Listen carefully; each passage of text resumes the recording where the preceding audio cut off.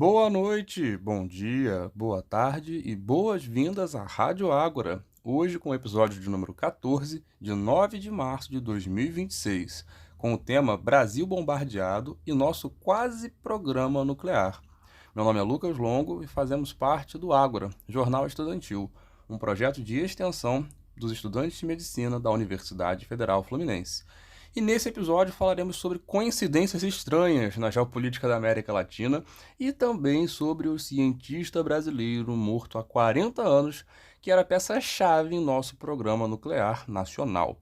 Então, pessoal, a gente resolveu fazer esse episódio aqui hoje dentro de um contexto de escalada de tensões na região do Oriente Médio e diversas outras movimentações militares que a gente tem observado aí no mundo recente. No início desse ano tivemos o sequestro do Nicolás Maduro na Venezuela, alguns bombardeios que se estendem desde o final do ano passado na costa da Colômbia, além do sequestro de petroleiros venezuelanos, principalmente por parte dos Estados Unidos, e interceptação de um navio russo, falando um pouco dos nossos arredores aqui na América Latina. Mais recentemente tivemos o bombardeio coordenado entre Estados Unidos e Israel, que matou o líder supremo do Irã, o Ayatollah Khamenei. E aí vocês podem se perguntar, mas o que tem a ver esse monte de informações aleatórias que você acabou de jogar? Então, quando a gente olha para o cenário geopolítico internacional, as coisas não acontecem de forma isolada. Lembro dos tempos em que fui professor de história do pré-vestibular social. E uma coisa que a gente sempre falava era: nada acontece sem um contexto. A gente pode até achar que os eventos são estranhos, mas quando muitas coincidências se alinham, a gente pode supor que há algum projeto por trás e que alguém deve se beneficiar com isso. Desde o final do ano passado, tem ocorrido uma série de notícias sobre o enquadramento de até 24 organizações criminosas no contexto da América Latina, propostas, no caso, pelos Estados Unidos, enquanto organizações terroristas. Houve, inclusive, no Brasil, já em 2025, um movimento forte de lobby para que o Estado brasileiro considerasse as organizações Primeiro Comando da Capital, de origem em São Paulo, e Comando Vermelho, original do Rio de Janeiro, enquanto organizações terroristas. E o que isso importa para esse cenário geopolítico?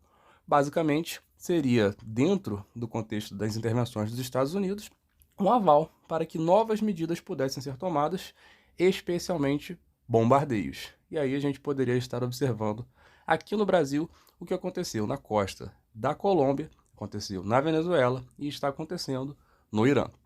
Não estou aqui no mérito de defender ninguém, nenhuma organização criminosa, e muito longe de mim estaria fazer qualquer coisa do gênero. Inclusive, temos episódios aqui recentes falando sobre a questão de saúde e segurança pública e sobre a necessidade de um enfrentamento mais estratégico, bem planejado, dessas organizações criminosas. Agora, há uma certa diferença estabelecer uma prerrogativa de autonomia para uma potência estrangeira bombardear o nosso país onde eles identificassem e alegassem que houvesse algum ponto estratégico. Um armazém que eles alegassem ser parte da logística de qualquer uma dessas organizações se tornaria um alvo fácil para qualquer bombardeio. E aí, não vou entrar ainda mais nessa seara por uma razão muito simples. Estou aqui para apresentar justamente as coincidências estranhas da geopolítica da América Latina que recentemente tem se apresentado, olhando, né, como foi falado no título, esse Brasil bombardeado. No dia 4 de março, na CNN Brasil, foi veiculada a notícia sobre o Senado paraguaio aprovando a presença de militares dos Estados Unidos no país em um acordo que prevê privilégios e imunidade diplomática a integrantes das Forças Armadas e do Departamento de Defesa norte-americano. Então a gente observa que o Paraguai recentemente, muito recentemente, estabeleceu esse acordo justamente no território paraguaio para que os estadunidenses pudessem estar presentes para, abre aspas, visitas de barcos, treinamentos, exercícios, atividades humanitárias e outras atividades mutuamente acordadas, tendo ainda, abre aspas, privilégios, isenções e imunidades equivalentes aos concedidos a diplomatas. Então, essas aspas da CNN Brasil reforçam o contexto de haver uma movimentação mais ampla na América Latina entre governos alinhados aos Estados Unidos que permitem um pouco mais de ingerência sobre a região, o que também foi bem retomado no dia 6 de março, 2 dias depois, a matéria do Globo que diz sobre Trump fazer reunião de cúpula com líderes da América Latina no sábado 7 de março. na qual, inclusive, Lula não foi convidado, então o Brasil não esteve representado nessa reunião. Nessa ocasião, inclusive, o grupo foi batizado de Escudo das Américas, enquanto mais uma iniciativa do governo republicano de atrair essa área de influência da América Latina para justamente afastar países vizinhos da China. Essa lista, inclusive incluiu líderes como Nayib Bukele, de El Salvador, e o Javier Milei, da Argentina. Então, observamos que há uma série de países da América Latina com um maior alinhamento político e ideológico com os Estados Unidos que têm aberto suas portas e os seus territórios para ações militares dos Estados Unidos na América Latina. O que também vem a ser um pouco alarmante quando a gente olha para outra matéria da CNN Brasil, um dia depois daquela primeira, no dia 5 de março, na qual se afirma que um relatório dos Estados Unidos acusam a China de usar bases no Brasil para vigiar inimigos. E aí esse documento do Comitê de Deputados americanos cita 2 instalações no território brasileiro, além de casos na Argentina, Venezuela, Bolívia e Chile. A CNN, no caso, os envolvidos rejeitaram as alegações. É importante trazer esse adendo. Mas é interessante observar que, no caso do Brasil, o principal ponto de observação seria essa suposta base chinesa na Bahia. Então, a gente já pode ficar de olho aí que se houver algum movimento no Brasil, a Bahia pode vir a ser palco para alguma situação geopoliticamente bem estranha nos próximos dias, meses ou sabe-se quanto tempo. Claro que a história não é um fenômeno estatisticamente preditível, com muita precisão, os fatos mudam a todo tempo, e há muitos atores e contextos que levam à ocorrência ou não de determinados eventos, mas não deixam de ser coincidências muito estranhas que todos esses fatos venham ocorrendo em um período tão próximo. E o contexto do Irã mencionado inicialmente é importante também ser destacado, enquanto um cenário de guerra que foi proposto basicamente por Israel, que já iria atacar o Irã, com a alegação de um suposto programa nuclear iraniano que estaria prestes a poucos meses de conseguir uma bomba atômica. Alegação, inclusive, que é repetida desde a década de 90, quando Benjamin Netanyahu já estava à frente do país, desde assembleias da ONU até outras cúpulas entre governantes do mundo, em que essa propaganda de que o Irã está prestes a construir uma bomba atômica é veiculada repetidamente. Ano passado, por exemplo, os Estados Unidos auxiliaram na Guerra dos 12 Dias para que Israel bombardeasse instalações nucleares do Irã e foi declarado à época que eles teriam obliterado a capacidade nuclear iraniana, o que aparentemente ou não foi verdade ou agora não é. O fato é o seguinte: temos um contexto de instabilidade regional expandindo-se cada vez mais globalmente, na qual a justificativa de condições nucleares de defesa são alegadas para justificar uma guerra. E aí a gente olha para outros países que geopoliticamente também não são aliados dos Estados Unidos, como é o caso da Coreia do Norte ou República Democrática Popular da Coreia, prefiram o que quiserem. A Coreia do Norte é um país que deliberadamente possui e propagandeia as suas armas nucleares. Ogivas altamente potentes, com uma incapacidade dos outros sistemas de defesa se defenderem. E aí, coincidentemente, é um país que não é atacado. Então a gente talvez pudesse, hipoteticamente, veicular a hipótese de que ter armas nucleares previne ataques. E se o Irã está sendo atacado, é possível, apenas possível, que eles estejam bem longe de ter, no momento, uma arma nuclear. Inclusive, o então líder iraniano, Ayatollah Khamenei, tinha uma lei, que no caso era uma lei religiosa, que se aplicava também às questões políticas, afinal é um estado teocrático, assim como Israel, em que a lei religiosa proibia a posse de armas nucleares por parte do Irã. Então, o então líder proibia, por motivos religiosos, armas nucleares. No caso, hoje, o novo líder, que coincidentemente era seu filho, a geopolítica é muito engraçada, ele pensa um pouquinho diferente. Ele já é um bocado mais radical do ponto de vista nuclear e acredita ser importante o desenvolvimento desse tipo de armamento. Não estou aqui para entrar em detalhes sobre a situação do Irã, mas só para trazer o contraponto e o Brasil.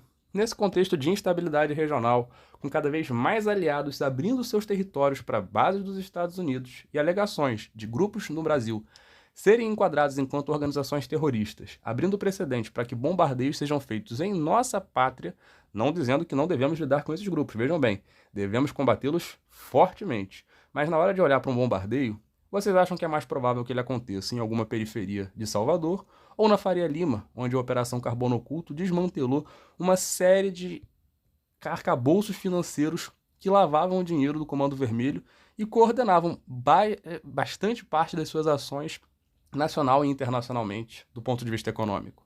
Então, quando a gente olha para esse cenário nacional e sobre a questão de soberania, sobre defesa e tantos outros pontos, vale encerrar com a história desse rapaz, o José Alberto Amarante, que por sua vez era um cientista brasileiro que estudava o enriquecimento de urânio por laser e morreu de uma forma bem estranha após ser submetido à contaminação radioativa. Matéria de Estevam Silva, do Opera Mundi, que diz: há 90 anos, em novembro de 1935, nascia o militar e cientista José Alberto Amarante, um dos cérebros do programa nuclear brasileiro. Egresso do Instituto Tecnológico da Aeronáutica, conduziu um projeto inovador de enriquecimento de urânio por laser, uma metodologia inteiramente nacional que poderia viabilizar o domínio do ciclo completo do combustível nuclear. Amarante ajudou a formular o acordo firmado com a Alemanha em 1975, prevendo construção de 8 reatores nucleares no Brasil. Foi um dos fundadores do Instituto de Estudos Avançados e um dos principais arquitetos do programa nuclear paralelo mantido pelo Brasil desde o fim dos anos 70. O cientista faleceu em 1981, vitimado por uma estranha leucemia fulminante que ceifou sua vida em apenas 10 dias. Sua morte levantou suspeitas de envenenamento, levando à abertura de investigações, e descobriu-se então que o brasileiro havia se tornado alvo, coincidentemente, um grifo nosso, de Samuel Gilead, um agente do Mossad, o serviço secreto israelense. Muitas coincidências. Continuando, o programa nuclear paralelo. A criação do programa nuclear brasileiro remonta ao início da década de 1950, quando foi fundado o Conselho Nacional de Pesquisas, o CNPq, está aí até hoje. À frente do órgão, o almirante Álvaro Alberto seria responsável por articular os primeiros acordos de transferência de tecnologia. Em 1953, a Alemanha e o Brasil assinaram um acordo secreto para a compra de 3 ultracentrífugas, a serem utilizadas no enriquecimento de urânio. A iniciativa, no entanto, foi boicotada pelo governo dos Estados Unidos, que embargou por anos a transação. O programa nuclear brasileiro registrou importantes avanços a partir da criação da Comissão Nacional de Energia Nuclear, a CNEN.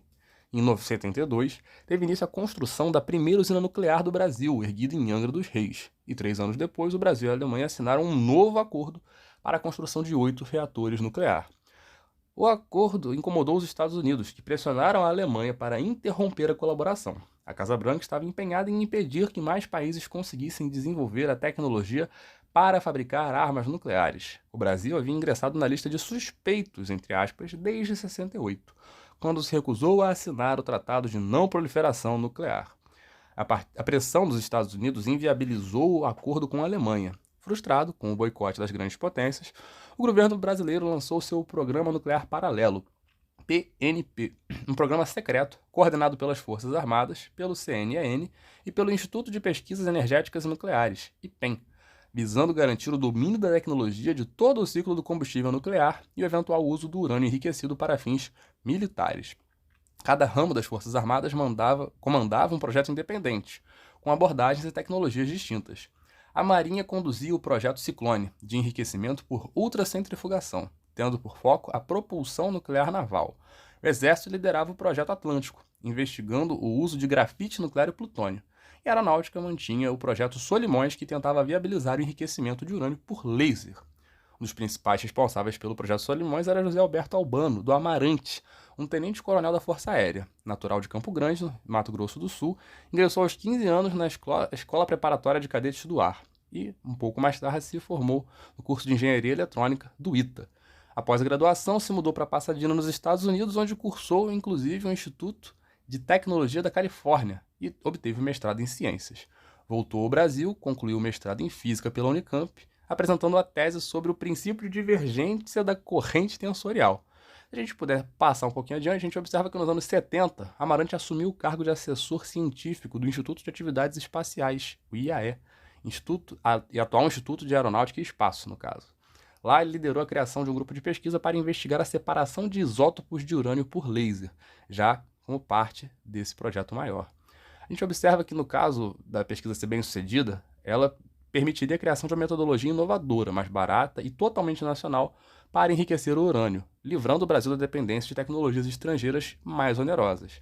Assim, ele se sagraria como um dos principais cérebros do programa nuclear brasileiro, e suas pesquisas tiveram uma repercussão internacional, inspirando trabalhos análogos em outros países. Também tiveram aplicação na indústria nacional, possibilitando a fabricação de lasers de vapor de cobre, com usos que vão da usinagem até a área médica. O oficial se destacou como um articulador político também na área científica, responsável por formular o acordo de construção de reatores assinado com a Alemanha em 75. Foi diretor do Laboratório de Estudos Avançados do Centro Técnico Aeroespacial, núcleo original do atual Instituto de Estudos Avançados, um dos mais relevantes órgãos de pesquisa básica aplicada no Brasil. Agora falando sobre a misteriosa morte do oficial, ainda na matéria do Opera Mundi, que a gente já citou. As pesquisas visando o enriquecimento de urânio por laser alarmaram as agências de inteligência estrangeiras, não apenas pela possibilidade do desenvolvimento de uma tecnologia autóctone no domínio do ciclo de combustível nuclear, mas também pelas fontes de financiamento do programa. Para garantir as pesquisas do seu programa secreto, o governo brasileiro estabeleceu uma parceria com o Iraque, sim, durante a década de 70, com o Iraque. Às vezes a gente se surpreende com a história. O Brasil se comprometia a compartilhar tecnologia do campo nuclear e remeter Yellow Cake, o primeiro estágio do beneficiamento de urânio, para o governo iraquiano. Em contrapartida, o Iraque enviaria petróleo e dinheiro para o Brasil. A parceria certamente desagradava o governo dos Estados Unidos e de Israel, e o avanço do programa nuclear iraquiano era visto com muita preocupação por esses países. Em junho de 81, o governo israelense lançou a Operação Ópera, bombardeando e destruindo o reator nuclear Osirak nos arredores de Bagdá, no Iraque. Amarante, voltando ao oficial brasileiro, certamente entrou nos radares de órgãos de inteligência de Israel. Sempre que viajava entre São Paulo e Rio, ele relatava à sua esposa que acreditava estar sendo seguido, isso segundo relatos de sua família. Em setembro de 81, teve que ser internado às pressas após uma bateria de exames constatou o diagnóstico de leucemia aguda. Em 10 dias, ele estava morto, aos 45 anos de idade. Bom, agora falando sobre o Samuel Gilead, que foi mencionado um pouco antes. Voltando à matéria do Opera Mundi, a morte repentina e clinicamente atípica do Amarante despertou desconfianças. Tanto os familiares quanto os oficiais de aeronáutica suspeitavam que o militar fora propositalmente submetido à contaminação radioativa. A investigação sobre a morte de Amarante lançou luz sobre a atuação de um agente do Mossad, a inteligência de Israel, justamente chamado de Samuel Gilead, ou Gestem Zang, de origem polonesa, que atuava no Brasil. As informações sobre o agente foram compiladas em uma matéria da Folha de São Paulo, produzida por Mário Timanovich. Samuel se apresentava como um veterano da Segunda Guerra Mundial e havia se mudado para São José dos Campos, em São Paulo, em 1979, atuando como diretor do Hotel Eldorado, um dos mais importantes da cidade. Ele contava histórias sobre a experiência de guerra e demonstrava uma curiosidade incomum sobre assuntos de hóspedes militares, segundo o texto. Além de recepcionar bem os membros da aeronáutica, ele sempre oferecia o hotel para sediar reuniões e encontros sociais de empresários, políticos e oficiais das Forças Armadas, nos quais ele sempre estava presente, servindo bebidas e puxando assunto. Amarante era um alvo constante da curiosidade de Samuel, sempre tentando se aproximar e iniciar conversas com o militar. Passou até mesmo a agendar visitas no mesmo dentista onde Amarante se consultava, sempre nos mesmos horários, segundo matéria da Folha. Desconfiado, Amarante alertou seus colegas de aeronáutica e Samuel passou a ser monitorado. Durante as investigações, os militares descobriram que o israelense tinha instalado escutas nos quartos e áreas sociais do Hotel Eldorado, e também possuía ao menos 5 passaportes com identidades distintas. Logo após a morte de Amarante, Samuel deixou São José dos Campos e desapareceu por completo. Pouco tempo depois, a imprensa norte-americana publicou matérias detalhadas expondo a atuação do cientista no programa nuclear paralelo e as remessas ao Iraque feitas pelo governo do Brasil. E assim se encerra essa matéria e o nosso episódio de hoje. Reforçando um detalhe interessante que a matéria não mostra, mas que é falado em outras fontes, de que a morte do José Alberto Amarante foi um dos fatores que ajudou a desestimular esse processo de um investimento nuclear no enriquecimento de urânio por parte do Brasil, uma etapa fundamental para a construção de uma potencial bomba atômica. Claro que a gente não pode estabelecer uma correlação causal entre eventos históricos, e muito menos atribuir culpa oficialmente a esse senhor Samuel, mas que são muitas coincidências estranhas relatadas nesse episódio, isso de fato são. E, infelizmente, o Brasil não tem a menor perspectiva de possuir um elemento como esse em seu arsenal, o que poderia pelo menos ser uma garantia talvez maior da sua soberania no médio e longo prazo. A gente fica por aqui hoje e aguarda vocês no próximo episódio em que a gente espera falar sobre assuntos mais agradáveis e mais legais, mas que infelizmente a gente já tem a triste expectativa de não ser o caso. Até a próxima, valeu!